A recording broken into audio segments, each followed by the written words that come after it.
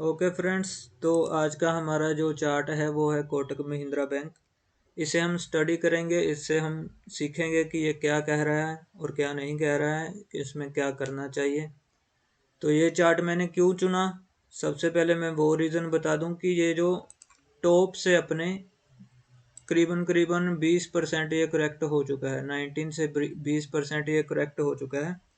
तो ऐसा स्टॉक जब इतना करेक्ट होता है तो मुंह में पानी आता है कि भाई इसे खरीदना चाहिए। अभी 20% नीचे मिल रहा है हमें, तो इसे पकड़ना चाहिए। तो यही ये वीडियो है कि यहाँ पे ये मौका है या धोखा है। इस चीज़ को हम देखेंगे, आज एनालाइज करेंगे कि हो क्या रहा है यहाँ पे। तो उसके लिए पहले मैं बता दूं कि मैंने ये जो मूविंग एवरेज लगाई हुई है ये है 200 DMA मूविंग एवरेज। तो ये इन्वेस्टर्स की मूविंग एवरेज मानी जाती है कि इसके ऊपर जो है इन्वेस्टर बाय कर रहे हैं, मतलब स्टॉक बाय में है, इसके नीचे तो है स्टॉक सेल में है। तो इसके नीचे हमें कभी बाय नहीं करना चाहिए और इसके ऊपर हमें सेल नहीं करना चाहिए, ऐसा माना जाता है इन्वेस्टर्स के नज़रिए से। ट्रेडर के नज़रिए से नहीं बोल रहा हूँ मैं। तो अभी देखिए, पहले जितनी बार भी ये नीचे गया है तो अच्छी खासी करेक्शन इसने हमें दी है। इस बार ये वहां पे आके सपोर्ट ले रहा है या इसे तोड़ेगा, उस चीज के बारे में हम बात करते हैं। तो पहले मैं लाइन चार्ट लगा लेता हूँ यहाँ पे, तो फिर हम देखेंगे कि क्या हो रहा है यहाँ पे। तो ये पे यहाँ पे देखिए, जो आज ये यहाँ पे प्राइस है, तो पीछे जाएंगे तो यहाँ पे देखिए ये कितनी अच्छी रेजिस्टेंस हुआ करती थी पहले। जो आज यहाँ पे हमें सपोर्ट दिख रही है, जहाँ पे 200 DMA है, वो पहले देखिए कितनी अच्छी रेजिस्टेंस थी। तो अभी जाके वो एक सपोर्ट का काम कर सकती है यहाँ पे। तो इस चीज़ को नोटिस में रखिए, पहली बात। दूसरी बात, इसे कोई देखेगा तो कहेगा कि भाई ये तो हेड एंड शोल्डर बन रहा है, तो उसका टारगेट भी बहुत दूर रहता है। तो यहाँ पे देखेंगे तो उस हिसाब से ये हेड होगा, ये शोल्डर होगा, तो इसका टारगेट कितना आएगा। इसका टारगेट निकालने जाएंगे तो भाई साहब पहले तो इसकी लेंथ देख लेते हैं कितनी है। 300 समथिंग पॉइंट की है।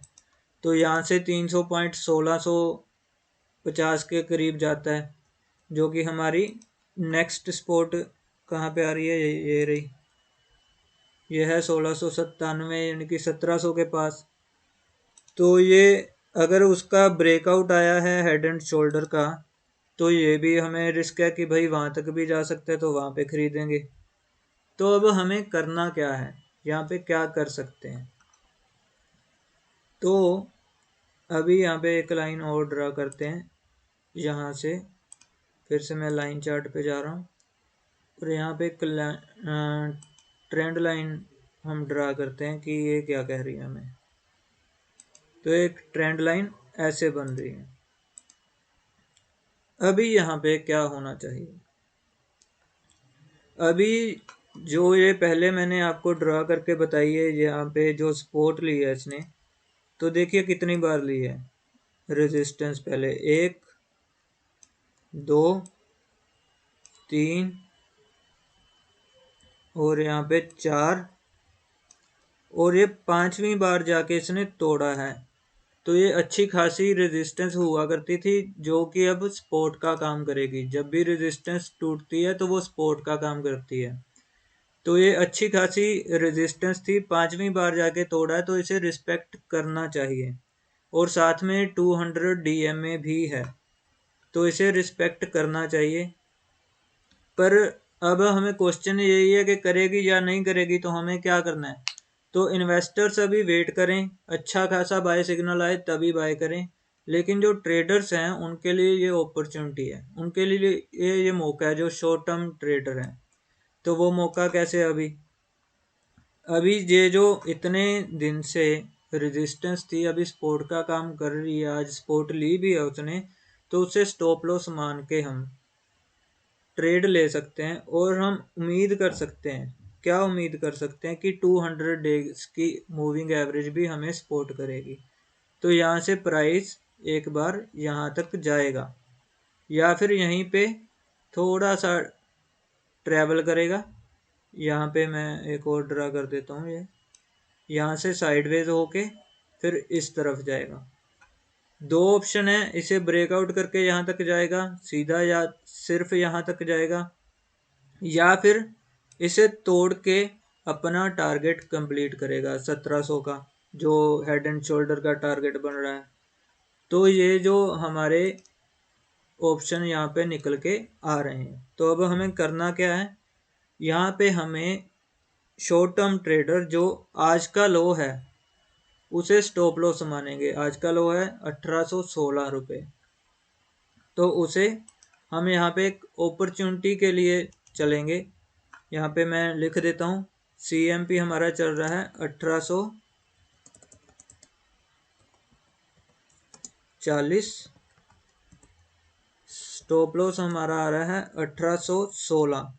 ये क्लोजिंग बेसिस पे स्टॉप लॉस है, यानी कि डेली इसके नीचे क्लोज करना चाहिए, डेली का टाइम फ्रेम में इसके नीचे क्लोज होना चाहिए, तो मेरा स्टॉप लॉस हिट होगा। वरना इंट्राडे में इसे टच करके आएगा तो मेरा स्टॉप लॉस हिट नहीं होगा। तो ये हो गया मेरा स्टॉप लॉस। अभी टारगेट क्या होना चाहिए, टारगेट है ये ट्रेंड लाइन, तो ये आपको देखना है 1900 तक जाता है, तो टारगेट हम एक बार 1900 लेके चलते हैं, 1900। और ये वाली फाइनल जो ब्रेकडाउन आया जहाँ से वो वाला, वो हो गया 1934। तो ये दो टारगेट बनते हैं अभी, लेकिन हाँ स्टॉक सेल में है, इसमें कोई वो नहीं है, दो राय नहीं है। स्टॉक सेल में है, स्टॉक बाय में नहीं है, इसने कोई बाय सिग्नल नहीं दिया है, स्टॉक सेलिंग में चल रहा है और 200 दिनों के नीचे भी क्लोज कर रहा है, लेकिन साथ में उसके सपोर्ट भी है।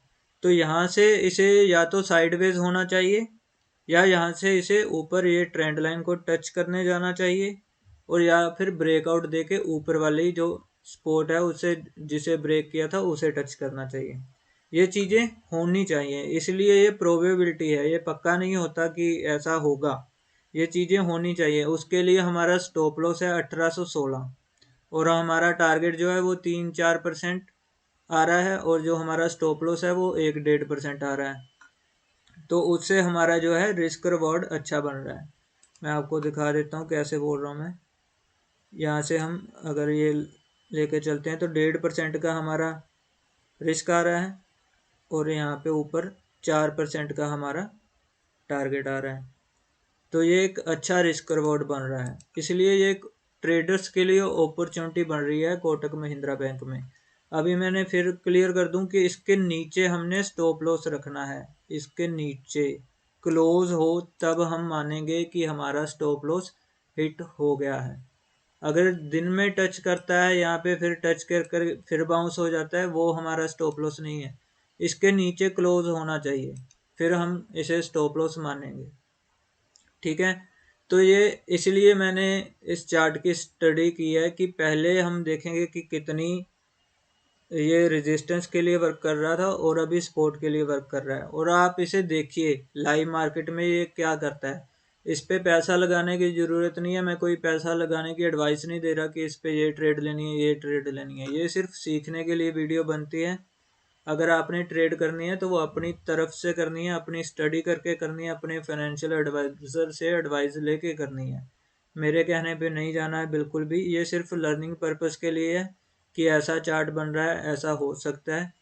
तो अगर आपको वीडियो अच्छी लग रही है तो इसे लाइक कर दें और हमारे चैनल को सब्सक्राइब कर लें, इससे हमें मोटिवेशन मिलती है और ऐसे ही आइडियाज़ आपको मिलते रहेंगे। आगे भी ऐसे ही चार्ट की स्टडी आपको मिलती रहेगी। उसके लिए चैनल को सब्सक्राइब कर लें और बेल आइकन को भी दबा दें। So thanks for watching, keep learning, keep watching and keep enjoying your life.